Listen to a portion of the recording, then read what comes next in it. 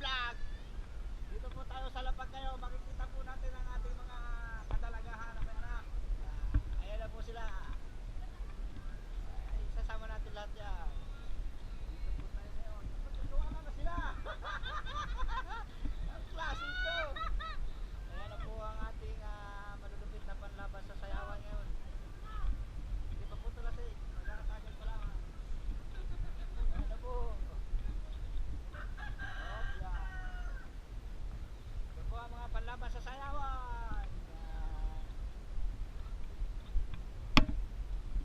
Alam mo mga kaibigan, wala pang pinatag sila.